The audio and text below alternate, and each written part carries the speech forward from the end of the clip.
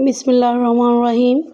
اگر میں آپ سے کہوں کہ یہ ذائقے دار کڑاہی بغیر مٹن، چکن اور بیف کے بنائی گئی ہے تو شاید آپ لوگ یقین نہیں کر پائیں گے، لیکن انشاءاللہ اسے آپ ایک بار ٹرائی کیجئے۔ ذائقہ ایسا شاندار ہے کہ انشاءاللہ ایک بار بنائیں گے تو بار بار بنانی پڑے گی۔ السلام علیکم، ویلکم کرتی ہوں سب کا فاطمہ's مینیو میں۔ امید کرتی ہوں سب خیریت سے ہوں گے۔ تو یہ کڑاہی آخر ہے کس چیز کی؟ تو اس کے لیے آپ کو ویڈیو میں میرے ساتھ چلنا پڑے گا، تو جلدی سے ریسیپی کو لائک کر لیجئے۔ اس زبردست سی ذائقے دار سی کڑاہی کو بنانا اسٹارٹ کرتے ہیں۔ بسم اللہ الرحمن الرحیم۔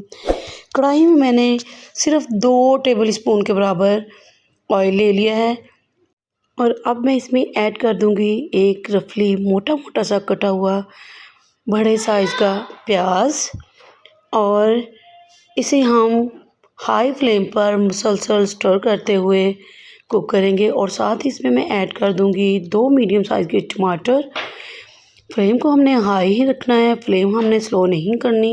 اور اب میں اس میں ثابت لہسن ایڈ کر دوں گی 1 ٹیبل اسپون کے برابر، اور اس میں ایڈ کروں گی 1 انچ کا ٹکڑا ادرک کا، جسے میں نے موٹا موٹا سا ہی کاٹ لیا ہے۔ ان سبھی چیزوں کو اچھے سے ہم فرائی کریں گے اور نکال لیں گے۔ آپ چاہیں تو اس میں اسی پوائنٹ پر ہری مرچیں بھی ایڈ کر سکتے ہیں، اور اس کو ہم نے ایمپٹی کر لیا ہے۔ اب میں اس میں 1/3 کپ آئل کا ایڈ کروں گی۔ آئل جیسے ہی گرم ہو جائے گا، میں اس میں ½ کلو آلو ایڈ کر دوں گی، جن کو میں نے موٹے موٹے ٹکڑوں میں کاٹ لیا ہے۔ آلو کی کٹنگ آپ اپنی مرضی سے کر سکتے ہیں، چھوٹی موٹی جیسی آپ چاہیں۔ جب تک ہمارے آلو فرائی ہو رہے ہیں، یہ مٹیریل ہمارا روم ٹمپریچر پہ آ چکا ہے۔ اس کو میں ایک بلینڈنگ جگ میں ایڈ کر لوں گی، اور جی ہم اس کی پیسٹ بنائیں گے۔ اور اگلی چیز جو ہم نے اس میں ایڈ کرنی ہے وہ ہے سفید تل۔ 1 بڑا چمچ سفید تل میں اس میں ایڈ کر دوں گی، اور 4 عدد میں نے اس میں ہری مرچیں ایڈ کی ہیں، جو میں آپ کو دکھانا بھول گئی۔ ان کی ہم نے اچھے سے پیسٹ بنا کے سائڈ پہ کر لیا، اور ماشاءاللہ ابھی 40 to 50% ہمارے آلو ڈن ہوئے ہیں۔ اس میں یہ پیسٹ ایڈ کر دوں گی۔ پیسٹ میں نے صرف 2 چمچ پانی کے ڈالے ہیں، زیادہ پانی آپ لوگوں نے ایڈ نہیں کرنا۔ اور اب اس پوائنٹ پر اسی جگ کو ہم لیں گے تھوڑا سا کھنگال، بالکل 3 سے 4 چمچ کے برابر میں نے کھنگال ڈالا ہے، اور اسے ہم نے ویسٹ نہیں کیا، مسالے کو ہم نے وہ ایڈ کر دیا ہے۔ پانی ہمارا بس اتنا ہی جائے گا، اس سے زیادہ پانی ہم نے نہیں ایڈ کرنا۔ یہاں پہ مسالے کی طرف آتے ہیں۔ 1 ٹیبل اسپون میں نے تکا مسالہ لیا ہے، 2 ٹی اسپون نمک لیا ہے، 1 ٹیبل اسپون دھنیا، 1 ٹی اسپون لال مرچوں کا پاؤڈر، 1 چھوٹی چمچ زیرہ، آدھی چمچ آمچور پاؤڈر، اور 2 چٹکی ہلدی۔ سارے اسپائسز ہم اس میں ایڈ کر دیں گے، اور اچھی سی بھنائی کریں گے مسالوں کی، کیونکہ پانی ہم نے تھوڑا سا کھنگال ایڈ کر دیا تھا۔ مسالے جلنے کا تو سوال ہی پیدا نہیں ہوتا۔ اس کی اچھی سی بھنائی کریں گے، میڈیم لو فلیم ہے ہماری، اور اسی پہ ہم نے اس کی اتنی بھنائی کی ہے کہ دیکھیے ماشاءاللہ سے آئل ہمارا سیپریٹ ہونا سٹارٹ ہو گیا ہے، اور اس پوائنٹ پر ہمارے 80 to 90% آلو ٹینڈر ہو چکے ہیں۔ اور یہاں پر ایک بڑی پیالی میں نے دہی لے لیا ہے، جسے میں نے اچھی سے پھینٹ لیا ہے۔ فلیم کو ہم سلو کر دیں گے، اور یہ میں دہی اس میں ایڈ کر دوں گی۔ کائنڈلی جب آپ لوگ دہی ایڈ کرتے ہیں کسی بھی کھانے میں، تو فلیم کو یا تو بہت سلو کر لیا کریں، یا پھر چولہے کو بند کر دیا کریں، ورنہ دہی پڑ جاتا ہے، اور کوئی بھی کھانا ہو اس کا وہ ٹیسٹ نہیں آتا جو ہم نکالنا چاہتے ہیں۔ تو اس کو ہم اچھے سے کریں گے مکس، اور دہی ہمارا بہت ہی اچھے سے مکس ہو چکا ہے۔ اب یہاں پہ دیکھیے اس میں ایڈ کروں گی ½ ٹی اسپون کشمیری مرچوں کا پاؤڈر، اور اس کی بھی ہم نے مزید 4 سے 5 منٹ تک بنائی کرنی ہے، تاکہ مرچوں کا کچا پن ختم ہو جائے۔ اور ماشاءاللہ سے یہاں پہ مجھے 4 سے 5 منٹ ہو گئے ہیں اس کی بنائی کرتے ہوئے۔ اب میں اس پہ کور لگا دوں گی، اور اس کو پکنے دیں گے 10 منٹ کے لیے۔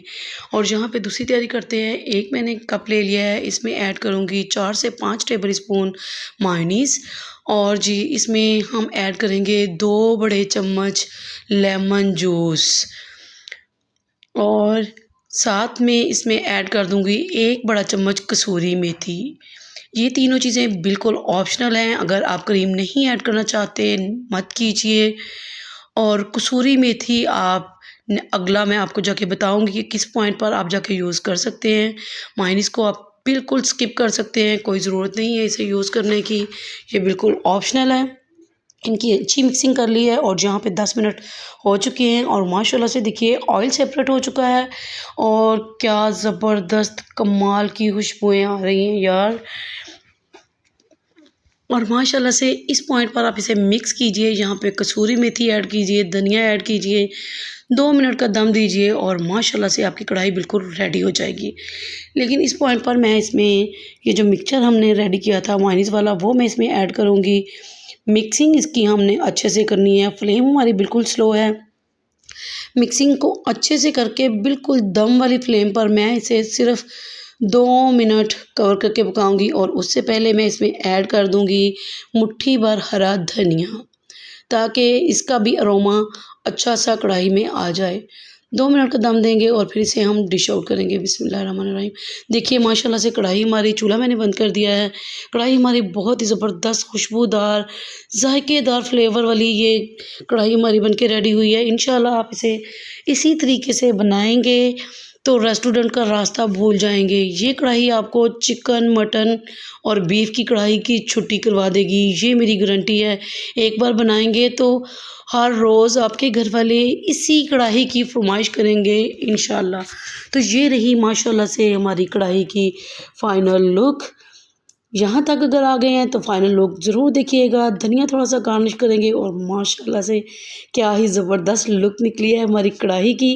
جتنی یہ دیکھنے میں خوبصورت اور مزے کی لگ رہی ہے، ماشاءاللہ کھانے میں تو کہیں زیادہ یہ ذائقے دار اور خوشبودار خوشبودار کڑھائی تھی یہ۔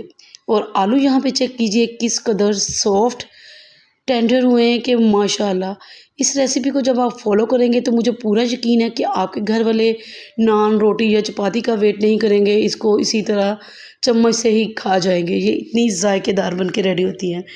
تو ماشاءاللہ سے اگر یہاں تک پہنچ گئے ہیں تو جلدی سے ریسیپی کو لائک کر لیجئے اور ویڈیو کو لائک کرنے کے بعد چینل کو سبسکرائب کر دیجئے۔